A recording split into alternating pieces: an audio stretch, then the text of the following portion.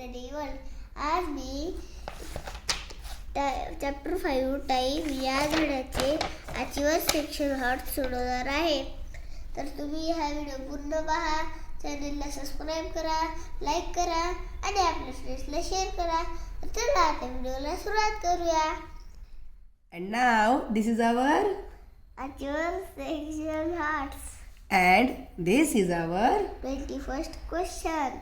How many total number of days are there from 16th March to 23rd April? Okay. आपल्याला काय करायचंय? 16th March पासून 23rd April येईपर्यंत किती डेज होतात ते टोटल म्हणजे काउंट करायचं आहे. Let's count.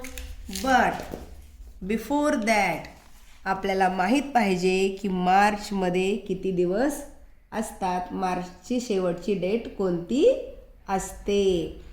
मग आपण कसं पाहणार? जानेवारी 31 डेज, फेब्रुवारी 28 और 29 डेज, मार्च 31 डेज. मार्चमध्ये किती डेट असते last? 31 days. 31st is the last date. मग आपण 16th मार्च पासून 23rd एप्रिलपर्यंत डेट्स लिहूयात. 16 नंतर 17 मार्च, 18 मार्च, 19, 20, 21, 22, 23, 24, 25, 26, 27, 28, 29, 30. आणि आता 31 मार्च येणार आहे का? मार्चमध्ये 31st डेट असते का? हो. असते. त्याच्यामुळं 31st मार्च. आणि 31st मार्च नंतर मात्र कोणती डेट येणार आहे? 1 एप्रिल. 1 एप्रिल. आपल्याला कुठपर्यंत करायचे डेज काउंट? 23rd एप्रिलपर्यंत, नाही का? मग 1 एप्रिलपासून 23rd एप्रिलपर्यंत किती डेज झाले टोटल? 1 पासून 23 पर्यंत 23 डेज, नाही का? 23 डेज. आणि हे किती झाले पहिले डेज? 1, 2, 3, 4, 5, 6, 7, 8, 9, 10, 11, 12, 13, 14, 15, 16. हे 16 days plus 23 days. And the addition is 6 plus 3 is equal to 9. And 2 plus 1 is 3. The answer is 39 days. Our right option is A. Very good. Now read our 22nd question. Sonal visited to her uncle's house on 2nd Wednesday of June 20XX. सोनलनं तिच्या अंकलच्या घराला 2nd वेन्सडेला भेट दिली. 2nd Wednesday म्हणजे which is the first Wednesday? First Wednesday 4.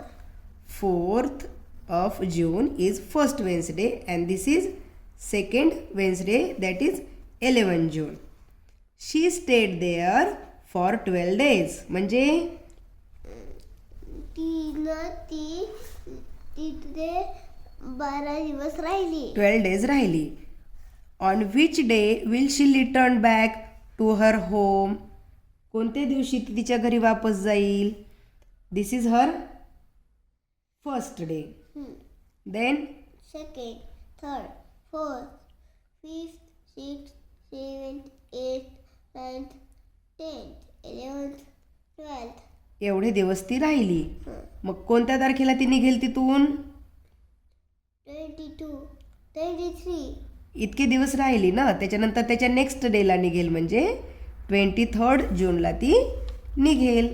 मग आपला right answer is option A. 23rd June. Very good. Now this is our 23rd question. If the day before yesterday was Sunday, then the day after tomorrow will be like dash. Okay. The day before yesterday was Sunday. First आपण मांडूया today. टुडेच्या आधी असतो Yesterday, good. टुडेच्या after असतो tomorrow, very good. येस्टरडेच्या आधी काय असतो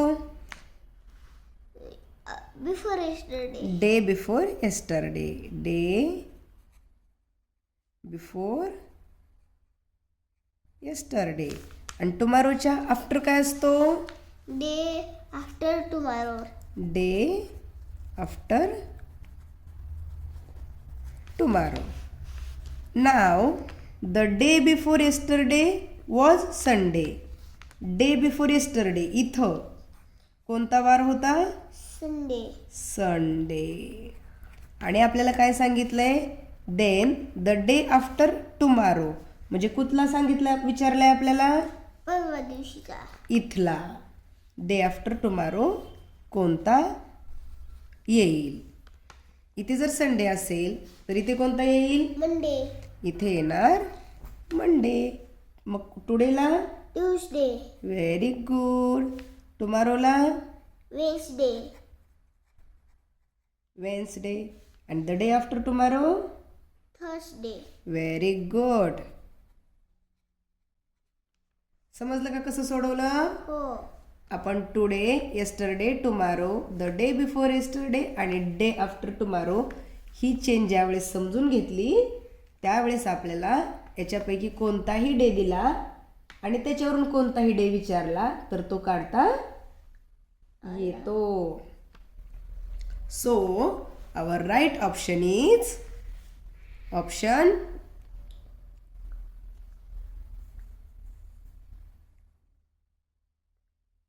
D. D. Very good. And now this is our 24th question. If Rihanna's school picnic is 5 days after 4th Friday on January off.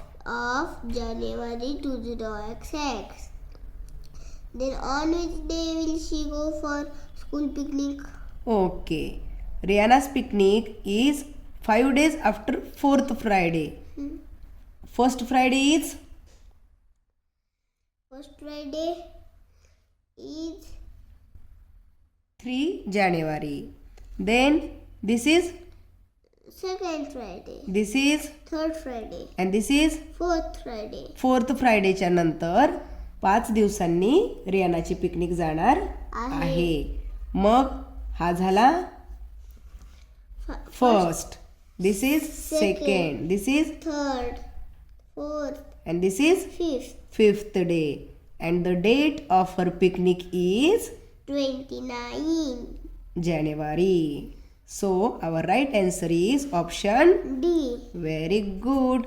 And now this is our last question of our achiever section hearts. Which of the following images shows the correct sequence of activities of a day? Means म्हणजे कोणती activity correct आहे? Correct sequence. Sequence म्हणजे क्रम. कोणचा sequence correct आहे आपल्याला दाखवलेला. First option is coming to home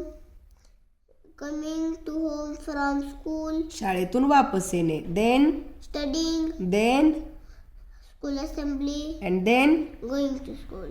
हा करेक्ट सिक्वेन्स आहे का? नाही. No, this is not correct sequence. Then our option B is school assembly, studying, going to school, coming to home from school.